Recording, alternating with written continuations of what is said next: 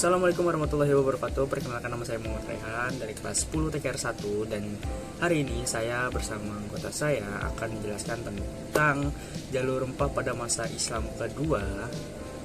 Oke, dan langsung aja kita ke videonya.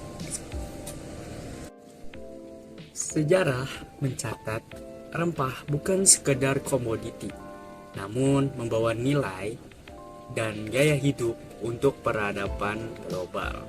Begitu pentingnya rempah-rempah dalam kehidupan manusia, sehingga ia menjadi penghala perkembangan ekonomi, sosial, budaya, dan politik dalam skala lokal dan global.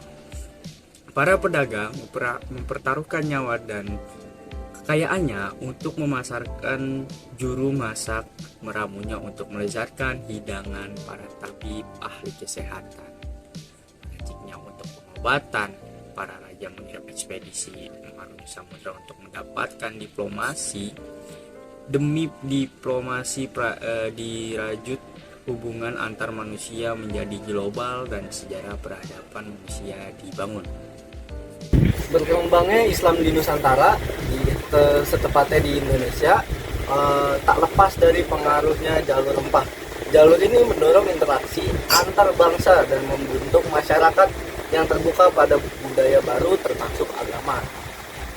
Guru Besar Universitas Islam Negeri atau UIN Syarif Hidayatullah Jakarta Aziumardi Azra mengatakan, kebangkitan jalur rempah terjadi di masa dinasti Umayyah dan Abbasiyah. Kala itu, agama Islam berkembang dari sisi ajaran dan wilayah sebarannya. Islam berkembang hingga ke daratan Cina, Afrika Utara hingga ke Nusantara. Para pedagang Arab tiba di Nusantara sebelum bangsa Eropa. Pedagang Arab diperkirakan tiba di Sriwijaya abad ke-7 hingga ke-8. Di jalur rempah ada pertukaran ilmu, budaya, dan agama, tidak hanya trading atau menukar komoditas rempah. Ucap Aziumardi pada diskusi daring Sabtu 9/10. Jalur rempah pada umumnya berpusat di wilayah pesisir. Perdagangan dengan bahasa asing mendorong kerajaan di wilayah itu membangun jaringan internasional. Hal itu memengaruhi munculnya kosmopolitanisme. Di jalur rempah ada pertukaran ilmu, budaya, agama, tidak hanya trading atau menukar komoditas rempah. Aziumardi menjabarkan kosmopolitanisme sebagai pengakuan terhadap keberagaman. Dalam konteks jalur rempah, keberagaman menyangkut interaksi budaya Nusantara dengan bahasa asing seperti akulturasi kuliner, bahasa, hingga cara berpikir. Sejarah peradaban Islam UIN Raden Intan Lampung Ar-Rahman Hamid. Dalam konteks perdagangan rempah, orang Melayu berperan dalam penyebaran Islam di Nusantara bagian timur. Pesan mereka signifikan di abad ke-17 dan abad ke-16 dan ke-17.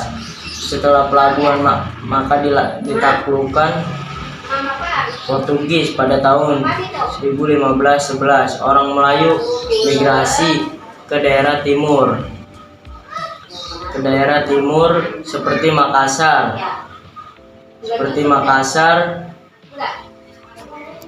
dan Bima. Lokasi itu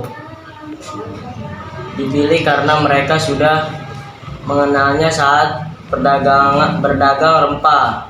Peran orang Melayu di Makassar tidak hanya sebagai pelaut dan pedagang rempah, juga dipercaya Raja Kesultanan Goa menjadi Syahbandar, Gua Taloh, hingga masa Sultan Hasanuddin. Mereka juga menyiarkan agama Islam di Sulawesi Selatan. Orang Melayu juga dipercaya sebagai juru tulis sultan seperti Enci Amin Kata Rahman. Rute rempah telah berumur lebih dari 3 milenium. Orang harus mengelilingi dunia untuk menguat kronik lengkap tentang rute perdagangan rempah. Dengan bantuan peta-peta kuno, peraturan dan cerita para pengembara, buku panduan pelayaran lama catatan muatan kapal John Kay konstruksi pelayaran orang Mesir kuno yang mempelopori perdagangan maritim rempah-rempah dengan melintasi semenanjung Arabia. Para pelayar Romawi Yuni yang menemukan rute perjalanan ke India dan Kepulauan Nusantara untuk mendapatkan merica dan ginger. Oke guys, selanjutnya saya akan membacakan kesimpulan tentang rempah-rempah jalur Islam kedua yang telah dibacakan teman-teman saya tadi. Saya akan memberi kesimpulannya. Kesimpulannya yang bisa saya ambil dari pernyataan teman-teman saya itu adalah rempah-rempah Indonesia tidak langsung memasuki negara Indonesia, tapi melewati beberapa tahap seperti melewati jalur-jalur lintasan India, Selatan, Laut Merah, menuju Laut Merah.